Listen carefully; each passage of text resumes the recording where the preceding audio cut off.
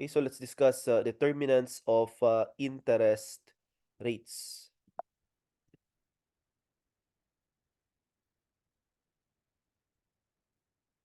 With regard to interest rates, we have the nominal interest rate. Okay, and the nominal interest rate class, this is the rate that will be used in computing for the interest expense. Okay, say for example, we have a loan balance with principal amount, okay, of 1 million. Multiply this by interest rate, and we are speaking of nominal interest rate. Okay, and of course, if the issuance of the note, okay, was on January, then multiply this by 12 months over 12 months. Okay, ganyan po natin kino-compute class ang interest expense kung ikaw ang nag-issue, interest income kung ikaw naman ang okay, nagpautang. Okay? So kung sakali naman class na ito po ay na-issue nung June, so this should be 6 over 12. Okay? So pwede namang 6 over 12. Ayan. Okay. Sir, hindi po ba meron tayong tinatawag na effective interest rate? The answer is yes. Okay? The effective interest rate, okay, or also known as market rate, mga kapatid. Yan po yung okay, market interest rate. Okay, the rate outstanding or available sa market. Okay, yan po yung kumbaga prevailing rate. Okay? And this effective interest rate or the market rate, okay, shall be used in computing for the present value factors. Ayan, factor. Okay? Syempre mga kapatid, pwede rin naman kasi, no, na yung market rate, okay, or effective interest rate is equal to the nominal. So, yan po, no? When the nominal interest rate is equal to, okay, the effective interest rate. Yan. So, it is at equilibrium. Okay, so equal lang sila. Ibig sabihin, kung equal lang sila, equilibrium, then the value of the note, yung mako-compute mo, is at face value. So kung ang principal niya is 1 million, okay, ang ibabayad sa'yo 1 million din. Okay? And yung tatanggapin mo is 1 million. Okay? Kung ikaw ang nag-issue ng note, say for example, pwede rin bonds. Okay? However, if the nominal interest rate is greater, okay, greater than effective interest rate, okay, ang result, tatanggap ka ng mas mataas than the face value.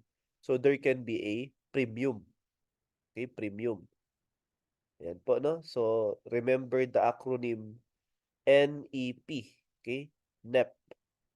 Now, kung babaliktarin mo naman, okay, if the effective interest rate is greater than nominal interest rate, expect na yung tatanggapin mo mula sa investor mas mababa, okay, than the face value. So, ang tawag naman natin dyan, discount.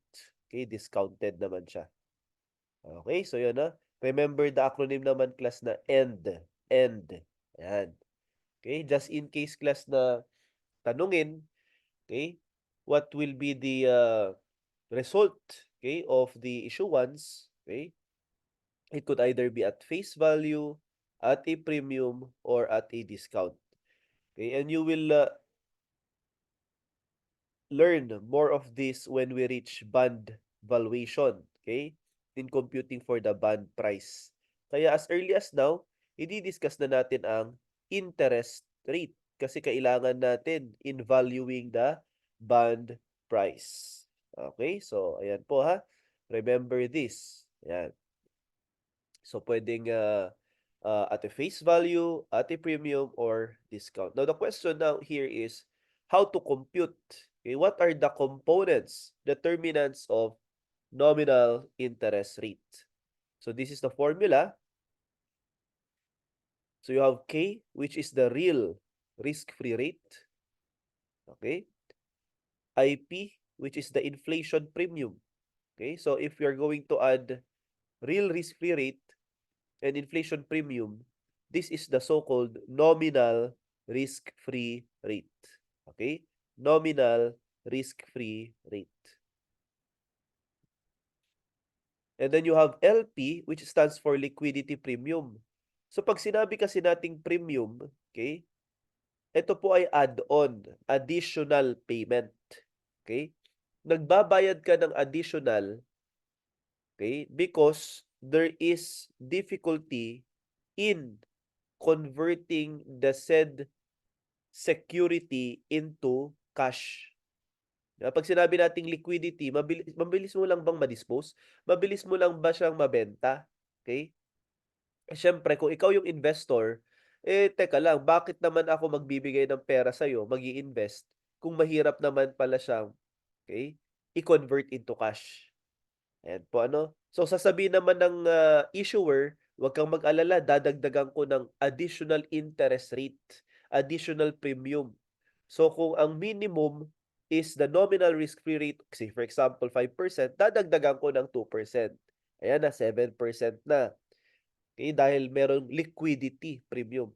Medyo mahirap nga namang ibenta yan kasi long term siya, long term. Pag short term, medyo mabilis mo lang siyang i-convert into cash kasi magmamature na. Mabilis siyang mag-mature, parang ganun. Okay? The same time, okay, mas maraming gustong bumili ng ganyang investment kasi mabilis na siyang ma-convert into cash. Po, no? Pero okay? Kung ang i-compare mo naman ay short at saka long term, hindi po yung how difficult it is to convert the said security to cash. Okay? Magdadagdag ka na naman ng premium, and that is what we call as maturity risk premium. Okay? So meron kasing difficulty, okay? Again, in converting the said security into cash because of the period, maturity period, mas matagal. Okay? Mag-mature. Ibig sabihin nun, mas matagal matapos ang kanyang term. 'Di ba? So, dadagdagan mo pa. Additional risk. Okay? Additional payment. The higher the risk, sabi natin, okay? The higher the expected risk. Okay? Ayan po, no? The higher the expected return. Ayan po. Okay? The higher the expected risk, the higher the expected return. Kaya nga, class, dapat additional pa yan. Okay? So, kung nakikita mong mas mataas ang magiging risk mo dahil mas matagal hawak ng issuer yung pera mo, okay? Then, magdagdag pa dapat siya. So, yung dating 7, probably may additional 1%, 8% na. Tsaka mo titingnan yung last component. Okay? The DRP, which is known as Default Risk Premium. Additional payment dahil may chance na hindi siya magbayad. Okay? Now, ito po ay present kung meron po tayong issuance galing sa, okay, corporate or corporation instead of government. Dahil si government, pag nag-issue po ang gobyerno natin, hindi naman po natin ine-expect na magde-default yan kasi marami naman po siyang source of fund. Okay? Siyempre, not to mention, taxation as one of the inherent powers of the government. Okay? So dito, kung government, hindi po yan, okay, mag-i-issue ng note na may default risk premium. Mababa lang. Pero kapag corporate, okay, corporation ang nag-issue, meron po default risk premium. Okay? Ang tanong naman dito sa MRP, is it long term or short term? Ayan po. Okay? Long term or short term?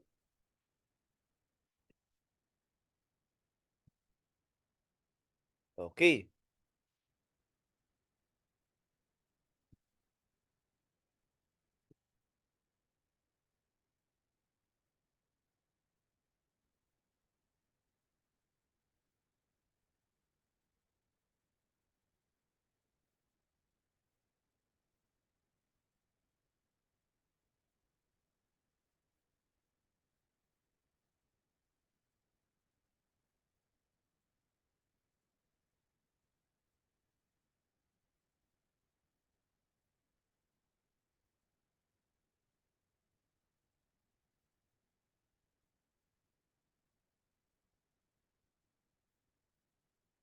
Wait lang class ah.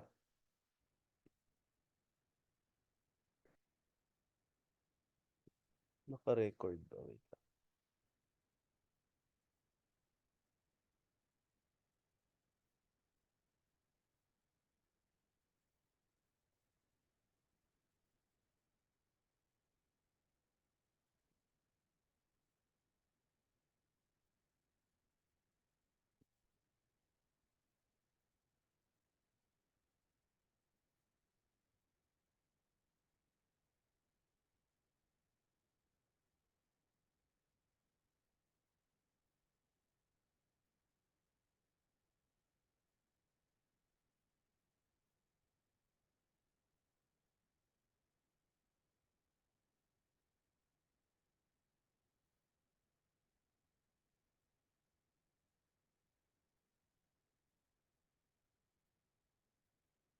Okay, so the real risk-free rate of interest represents the actual yield of risk-free debt security. Okay? So, kapag sinabi nating real risk-free rate, yan po yung pinaka-minimum.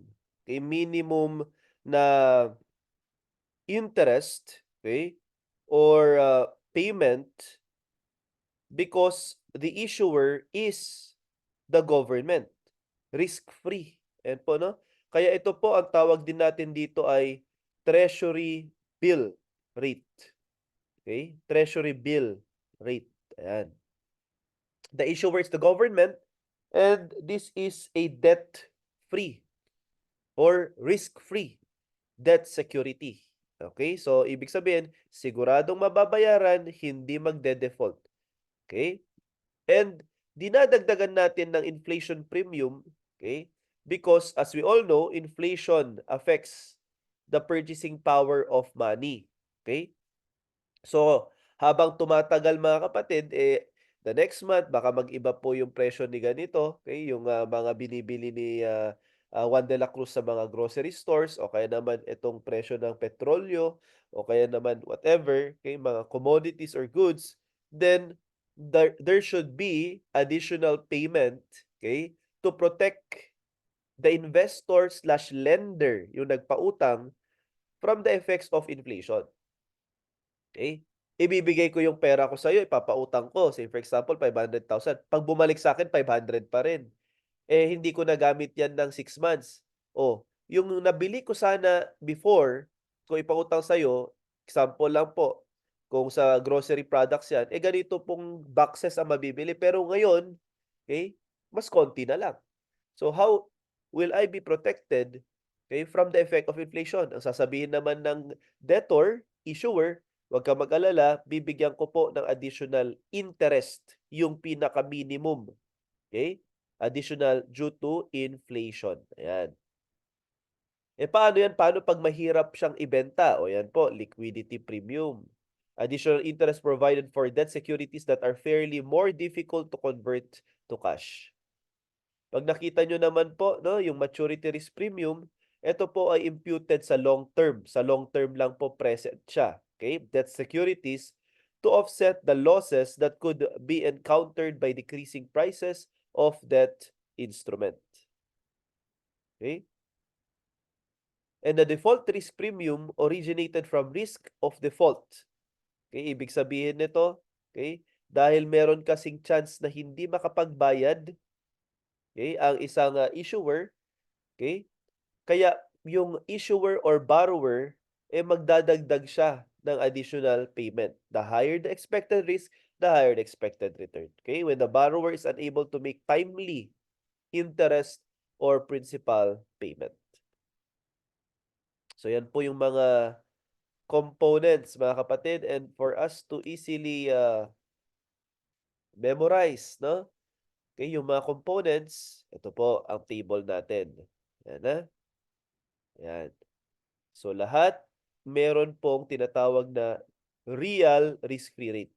Whether it is a short-term government-issued security, short-term corporate-issued security, long-term government-issued security, or long-term corporate-issued security. Okay? Siyempre, lahat din ng mga securities na yan ay affected by inflation premium. Kaya, ang pinaka-minimum ay yung tinatawag nating nominal risk-free rate. You have real risk-free rate plus inflation premium, that's the nominal. Lahat ng securities, okay, meron siyang component na nominal risk-free rate. Okay. Sa short term, pansinin nyo, wala po siyang MRP. Wala siyang MRP pag short term. Pero pag long term, merong MRP, maturity risk, may MRP, maturity risk. Okay. Another concept, okay, kapag government at government, wala pong default kasi hindi po siya malulugi. Wala pong default kasi hindi po siya, okay, malulugi. Ibig sabihin, okay, kapag gobyerno, siguradong mababayaran yan. Hence, hindi po mahirap mag-convert into cash or i-liquidate. Ayan po.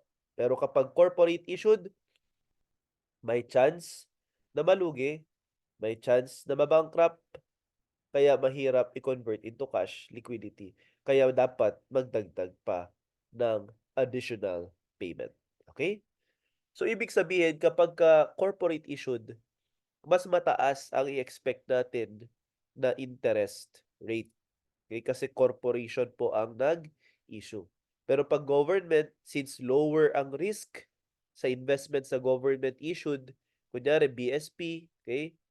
Nag-issue po, okay? Treasury bill, treasury notes, treasury bond, okay? Bureau of Treasury natin, yung mga yan, sigurado mababayaran. Okay? So, mababa lang ang interest rates. Okay, so remember this mga kapatid ha. Now, kapag tinanong kayo, what component, okay, of interest rates, okay, are present in all kinds of securities, okay, debt securities. So you have nominal risk-free rate.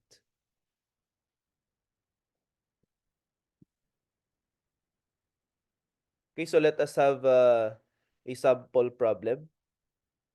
Jam is planning to invest in government-issued securities and had the following data at hand. So you have real risk-free rate, 5%. Constant inflation premium, 8%. Okay? Maturity risk premium, 1%. Default risk premium for AAA bond, 3%. Liquidity premium for long-term T-bond, you have 2%. Assume that the expected inflation rate is constant, so you don't need to average this kasi constant na yan eh. So, naka 8% na siya. Okay? Later, ipakita natin kapag magkakaiba ang inflation. Okay? What is the nominal risk-free rate for treasury bill? Okay, so you have question number 1, nominal risk-free rate. Number 2, nominal rate on long-term treasury bond. And number 3, suppose, ito, additional info, that the annual expected rate of inflation over the next 6 years are 4%, 6%, 9%, 12%, 13%, and 16%. What is the average inflation rate over the 6-year period? I-average mo lang po yan. Okay? So, our answer, class, for question number 1, the nominal risk-free rate is 13%. Okay? So, that's a real risk-free rate of 5%, and inflation premium of 8%. Number 2, so you have long-term treasury bond. So the nominal risk-free rate, ito na yun. Okay? So you have real risk-free rate plus inflation premium plus maturity risk premium. Okay, so ang sagot natin, class, ay 14%. Tama po ba? Ang ating maturity risk premium ay 1%? Yes. And for number 3, average inflation rate. So, i-add mo lang yan, class. 4 plus 6 plus 9 plus 12 plus 13 plus 16 divided by 6. So, the average inflation rate now is 10%. Yan supposedly yung 8, pero binigyan na po tayo sa problem ng 8. Okay? Pinakita lang po sa problem na possible, class, na hindi ibigay yung constant inflation rate, i-compute mo itong 8%. At ngayon, 10% ang magiging sagot. Okay, next problem. Bangko Sentral ng Pilipinas issued a 30-day treasury bill which are currently yielding at 9%. Taas niyan. Okay? Mayin, a broker at PSI Security has given the following estimates of current rate premiums. So you have 5% inflation, 1% liquidity, 2% maturity, and 2% default risk premium. What is the real risk-free rate? Eh sir, hindi ba meron ng treasury bill rate na 9? Yes. At ang treasury bill rate, mga kapatid, is the minimum rate of return. Okay? So itong treasury bill rate na 9%, this is also called as the nominal risk-free rate. Ayan po, no? At ang nominal risk-free rate is equivalent to real risk-free rate, okay, plus inflation premium. Ayan po. Okay? Kaya itong real risk-free rate natin is 9% minus 5%. So 4% po ang ating sagot dito. Ayan. For number 5, the quoted interest rate for short-term corporate note. Uy, short-term. Oh. May inflation premium? Yes. Okay.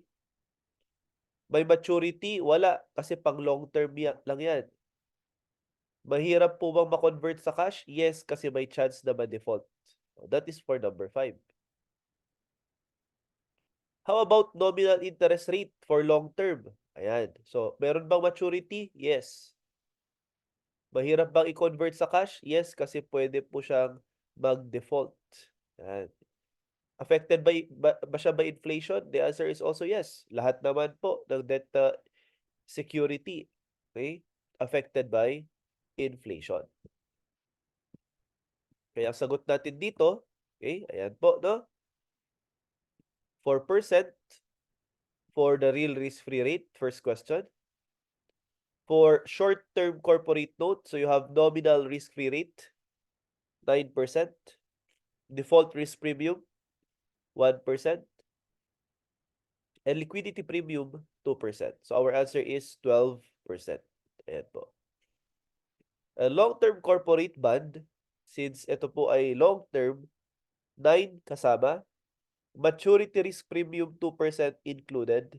Same with default, okay, of 1%. And liquidity premium of 2%. So our answer is 14%.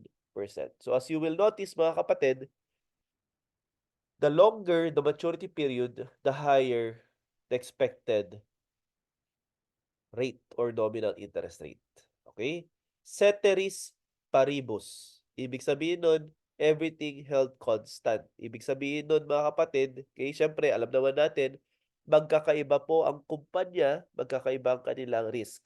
Okay? So, everything held constant. What if yan yung mga given na premium? Okay? Ano naman ang nominal interest rate?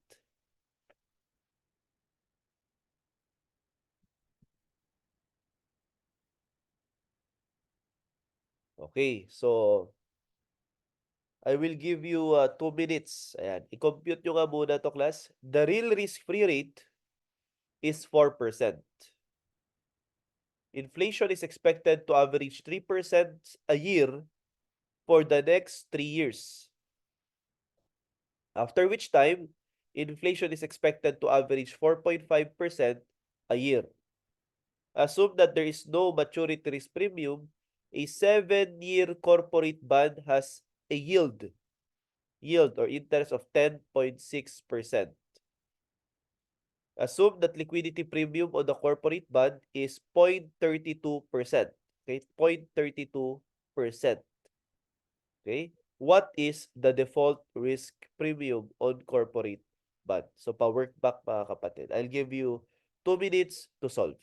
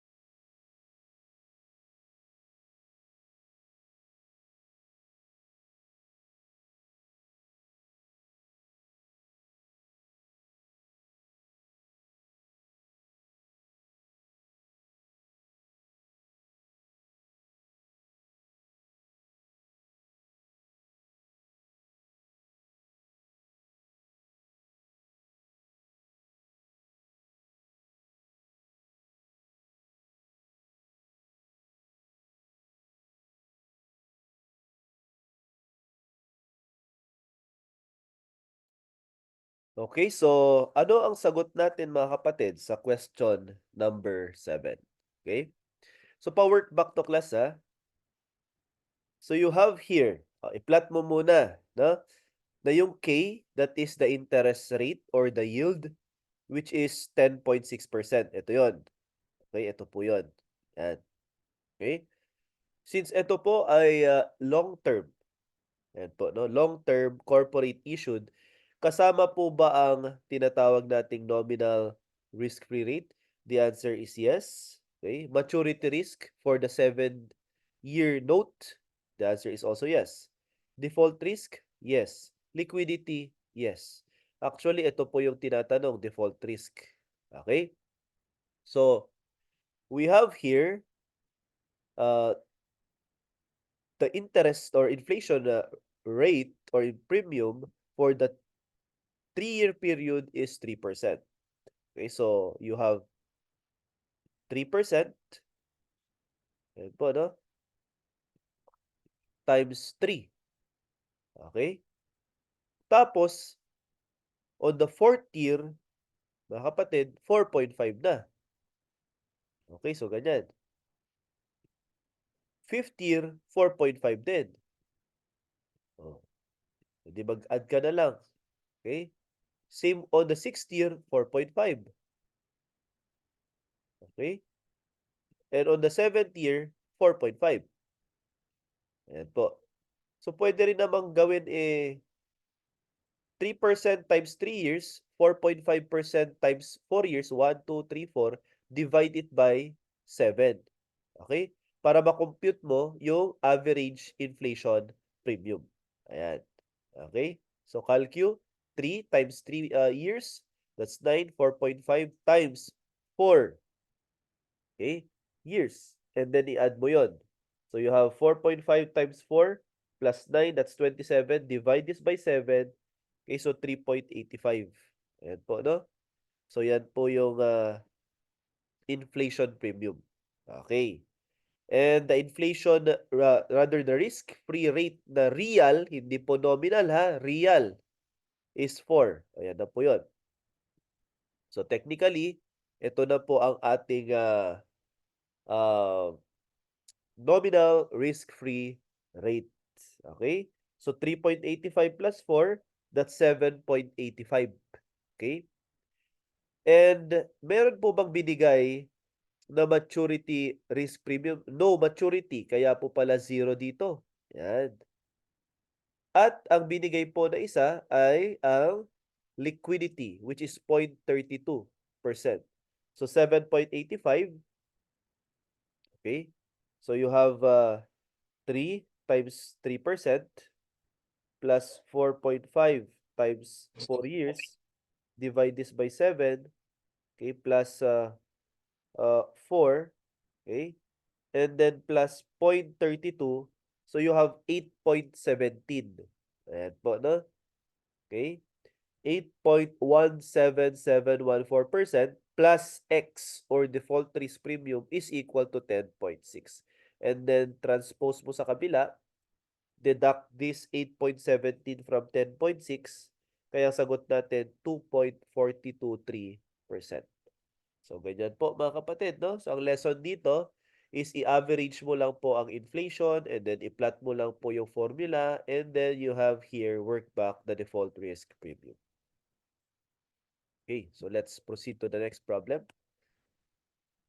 Due to changes in global economy, the inflation in 2014 is expected to average 4% per year for the next 3 years, after which the inflation is expected to average 5% a year. The real risk-free rate is 3%.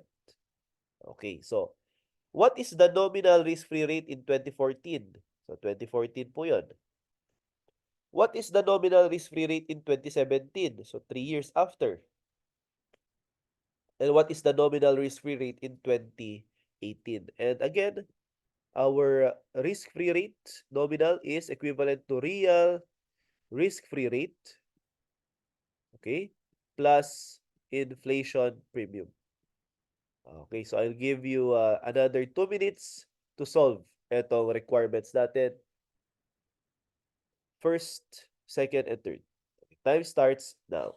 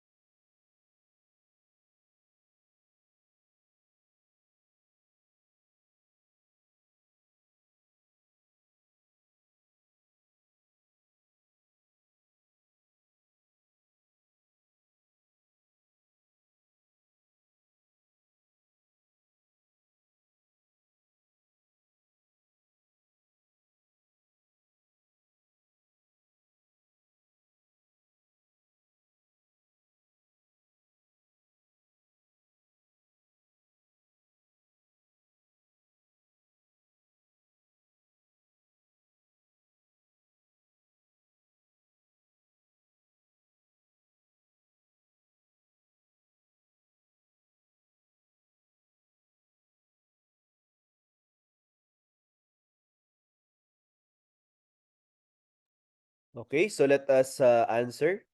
For number 1 class, edi gawin lang po natin ano dahil 2014 ito, 3% plus 4% lang. Okay? So 4% ang inflation rate sa 2014 for the next 3 years. So 2014 4%, 2015, okay? 4% and 2016 4%. Ayan po no. And then pag 2017 na po, you have here 5% na siya. Okay? So we have here our suggested answer. Ayan. So 7% po sa number 8, first question. And then for 2014 to 2017, 4 years po yung tumakbo, ano? So you have 4 plus 4 plus 4 plus 5. Okay? Divide this by 4 years. So you have 4.25 plus the real risk-free rate of 3%. So you have here 7.4%. Kapag 2018 naman, ayan po, no? 4 times 3 years, okay? And then you have 5 times 2 years, divide this by 5. So, pwedeng ganun. Plus 3%, so you have 7.4% pa rin po. Okay, so take note of this. And our answer class for number 10 is 7.4%.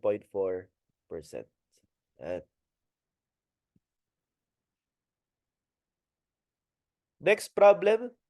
The real risk-free rate is 1.5%, while the inflation is expected to average 3% for the next 2 years, 3.5% for 3 years. Okay? Thereafter, ayan, which the inflation is expected to average for 4% a year. The maturity and liquidity risk premium are 3.2 and 1.8%. So maturity, this is additional payment dahil long-term siya. Liquidity, additional payment dahil mahirap siyang i-convert into cash. Ayan po. If an 8-year corporate bond, has a coupon rate of 12%, okay? 12%. What is the default risk premium? Ayan, power ulit. If a 10-year treasury, o di dapat wala pong default yan, okay? Has a yield of 11%, what is the default risk premium? Okay? And what is the nominal interest rate for 5-year treasury note? Okay, 5-year treasury. So mag-average ulit tayo ng inflation premium. Okay? So ulitin natin class, no? 1.5 ang inflation for the next 3 years. Okay? Sorry, 3% kasi risk-free rate ito, no? Real risk-free rate. 3% for the 2 years. Yan. 3.5 for 3 years. And thereafter, 4%. Okay. So for question or first requirement, okay, ang sagot natin mga kapatid at ang tinatanong po dito ay default risk premium. Okay? Ang sagot ay 1.94%. Paano po na-compute yan? Okay, so you have here real risk-free rate plus inflation premium. That is the nominal. Okay? Maturity risk premium, liquidity premium, default risk. Yung ating maturity is 3.2. Ito po yon. Liquidity is 1.8. So, ang kulang na lang class ay ang ating inflation premium. Since the yield is 12%, binigay na po, para yung ginawa natin kanina, ito yon. I-deduct mo na lang ang real risk-free rate na 1.5 and i-compute mo ang inflation premium na average. Okay, so you have, ilang years ba to? So balikan natin. Sir, 8 years. So kung 8 years yan, 3% times 2 years, 3.5 times 3. So 2 plus 3, that's 5. So kulang na lang na 3 taon. Okay, so 4% times 3, and you have here divided by 8. Kaya ang average inflation premium, 3.5625. Okay, kaya kung mag-i-issue ng bond, okay, ang corporation, syempre, kunyari, 10-year bond yan, today i-issue, yung inflation premium, i-average na natin for the 10-year period. Ibig sabihin nun, mag-pro-project po, no? Forecast natin. Ayan. So, yun yung nangyari dito. At 3.526 3.5625 pala ang inflation. So, idagdag mo na bayaran. Plus yung minimum na 1.5. Plus yung maturity, plus yung liquidity, deduct it from 12. Ganun po yung concept. Okay? Kaya ang default risk natin is 1.94. Eh sir, bakit puro minus dito? Eh kasi naman nilagay mo na yung 12 sa loob. Di ba? So pwede naman kasi class muna, okay, na parang 12 dito, ayan, tapos 1.5, okay, tapos plus, ayan, 3.562 plus 3.2, okay, plus 1.8, ayan po, no? And then, tsaka mo idagdag ang default. Okay, so this is 3.5, ayan, 6. Tsaka mo idagdag yung default, i-work back mo naman. O kaya naman, i-transpose natin. Okay, so our answer is 1.94. Next question, class. Ito yung sabi ko kanina, wala dapat default. Eh, bakit wala? Kasi treasury government. Okay?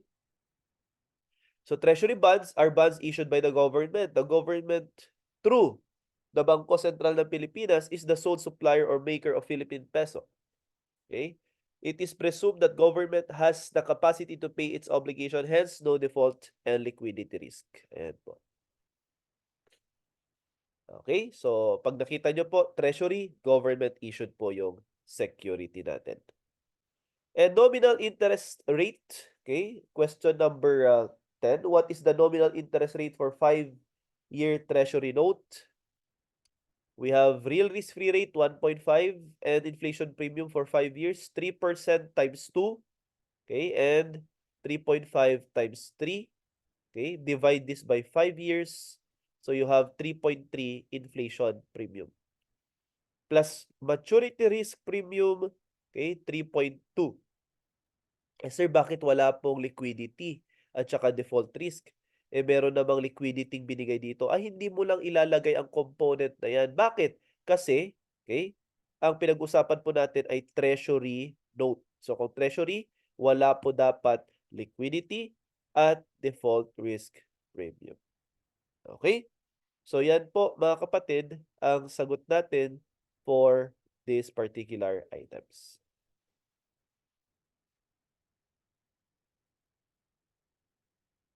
Okay, so let us have a short break muna mga kapatid, and we'll resume after 2 minutes health break.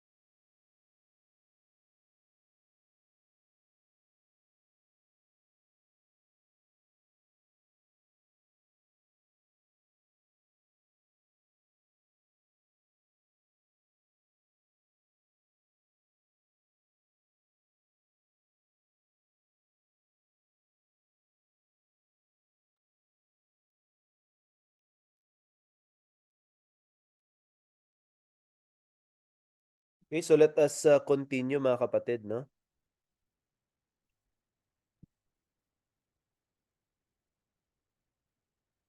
Okay. Alex as investor requires 4% increase in purchasing power. Uy, purchasing power.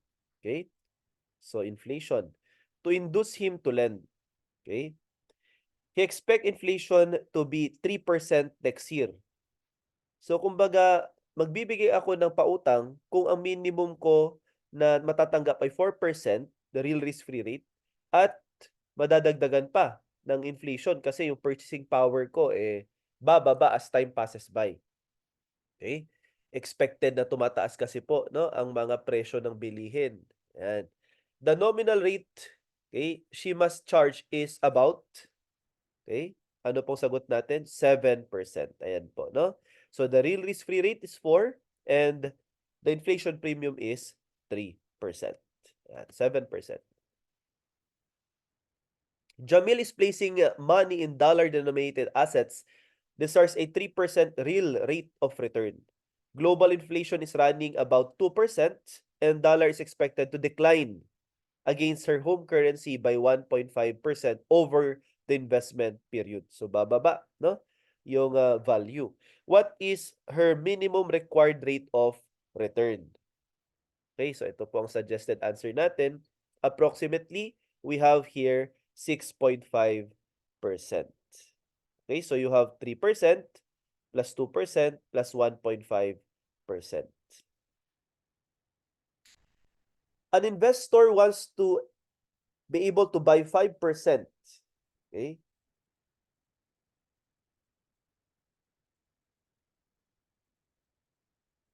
More goods and services in the future in order to induce her to invest today.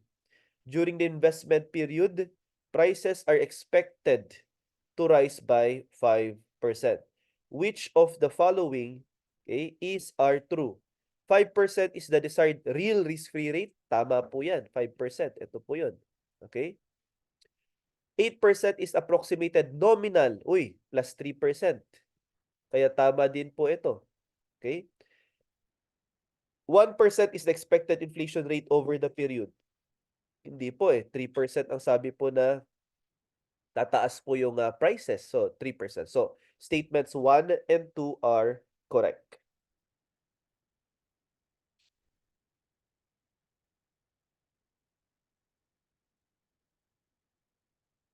Okay? So, let's proceed to the next item.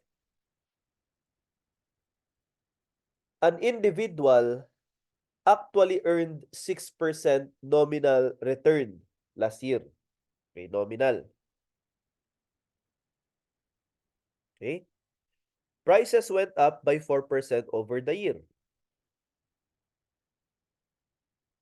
Given that investment income was subject to national tax rate, uy, may 30%, mababawasan. Okay? And local tax rate of 5%, so 35. Okay? Plus, pag wala pong binanggit na tax rate, do not assume. Okay? Kahit alam naman natin na 25%, no? You will learn this in your taxation. Okay, 25% or 20% sa corporation, no? Dalawa po 'yan. Depende po, meron pong guideline for that. Okay? Na 25, okay, kung MSME 20%. Yan po. What was the investor's actual real after tax rate of return? So ito po yung nominal 6. Ito naman po yung inflation 4. O di dapat sir 6 minus 4 lang. Tama, edi 2% lang. Kaso may tax. Kaya ang gagawin mo mga kapatid, ito yung inflation. Okay? Kaso nga lang dahil sa tax, bumaba po yan. Okay? So, 1, okay, minus 0.35. So, that's 0.65 times 6%. Ayan po, ano? Minus 0.04 or 4%. Abay, negative po. Negative 0.1%. Lugi na po. Dahil sa tax effect. Ganun po yung concept niyan. Ano? So, pag wala pong binanggit sa problem na tax, do not assume. So, dapat po 6 minus 4 lang, no? Yan po. This is the nominal. 6 minus 4, ang real mo dapat, real risk-free rate mo, ay 2%. Kaso nga lang, dahil meron pong tax, Okay? Ito po ang itatax natin, yung nominal. Yan. The term structure of interest rate is upward sloping for all bond types. A certain AAA rated non-callable. Pag sinabi nating callable at saka non-callable bond, okay? Ang callable bond or notes, okay, grants or gives the option to the issuer. Okay? So yung nag-issue na kumpanya, option to redeem, okay? Or repurchase, bibilhin, okay? Or redeem, babawiin before maturity. So ang tanong dito, okay, we will discuss more of this when we reach bond valuation. Before maturity, ang tanong dito, sino ang merong upper hand? Sino ang merong advantage? Okay? Is it the issuer or the bondholder? Ayan po, no? Or the investor. In this case, it is not the bondholder kasi gusto ng bondholder o kaya naman investor na hanggang mag-mature. Pero binibigyan mo siya, yung issuer, ng privilege or option na kahit before maturity, mabawi na niya yung in-issue. So, ibig sabihin, it is the issuer. Ngayon, kung ikaw ang bondholder, papayag ka ba? Siyempre, normally, hindi. Unless, okay, may mas mataas na interest na ipapromise. So, between, ayan po callable and non-callable, okay? So, pag non-callable, hindi na pwedeng bawiin yan before maturity. Babawiin lang yan kapag natapos na ang term. So between non-callable and callable bond or note has higher interest compared sa non-callable. Ganun po yan. Okay? And syempre, ipasok mo na dyan yung period din. No? The longer the period, the higher the interest. Okay? 10-year corporate bond has been issued at 8.2% promise yield. Which one of the following bonds probably has higher promise yield? Similar with municipal? Ay, municipal, hindi. Kahit 10-year yan, kung treasury, mas mababa ang treasury or municipal bond kasi government issued. Wala siyang default, wala siyang liquidity. So, mas mababa. A non-callable AAA rated corporate with 5-year maturity. Uy, non-callable, mas mababa ang interest niyan. Pangalawa, 5 years lang. Okay, ito 10 years. Mas mababa din ang kanyang maturity risk premium. Next, callable. Uy, kung non-callable ito, non-callable din siya, halos parehas. Pero 10-year, mas mataas ang maturity. Ito 5-year. Kaya mas mababa pa rin ang expected rate of return. Sa letter C, ito na po yung sagot natin. Kasi callable eh.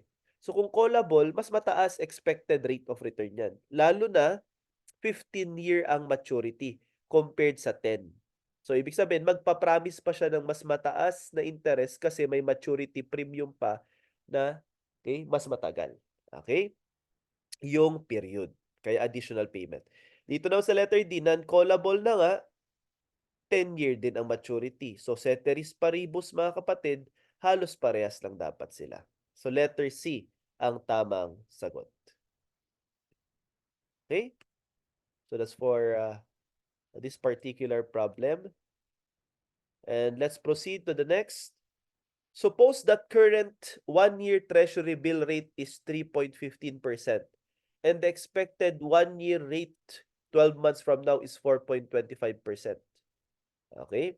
According to the unbiased expectation theory, o baka lang po may lumabas sa exam o kaya naman sa mga problem na ma-encounter ninyo, okay? Unbiased expectation theory, what should be the current rate for 2-year treasury security?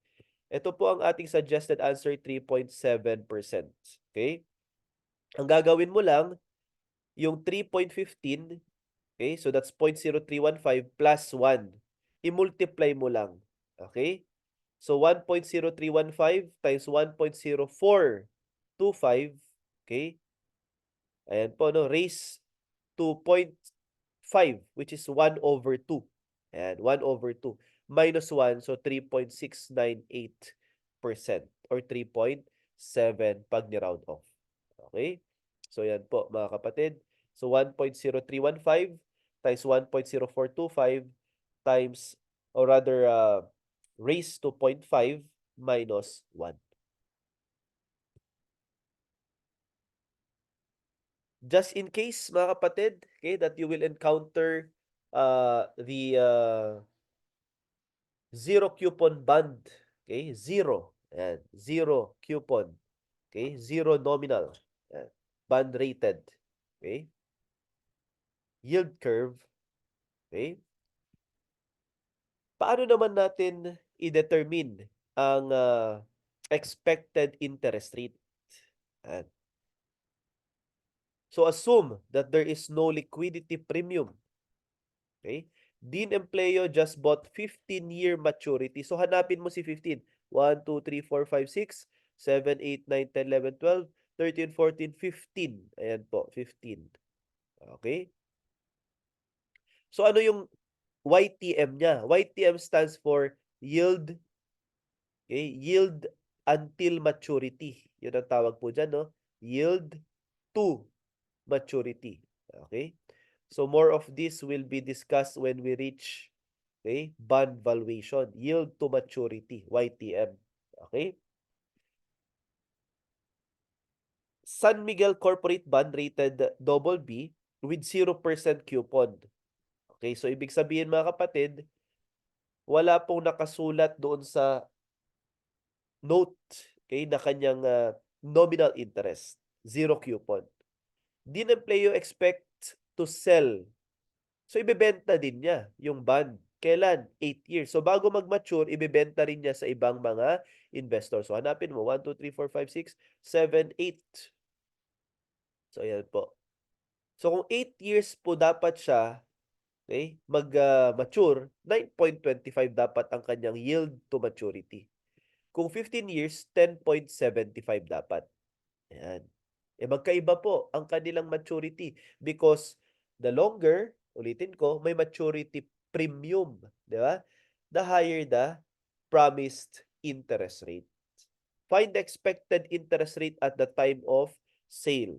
Ayan po, no? Time of sale. So, binenta niya at 8%. Ayan. So, remember, okay?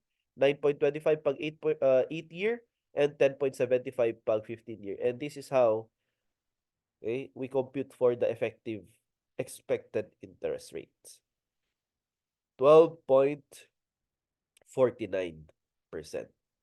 So, 1.1075, ito yon, raised to 15 kasi 15 years. Over 1.0925, ito yon, raised to 8. Okay? And then multiply this, or I should say raise this to 1 over 7. So pang scientific, ano? Minus 1. Okay? And that's 12.49%. Ulitin ko, 1.1075 raised to 15 years. Okay? And then 1.925 raised to 8 years. Okay? So i-divide mo yon, raised to 1 over 7 minus 1. So the answer is 12.49. Okay, so this ends our discussion with regard to determinants of interest rate.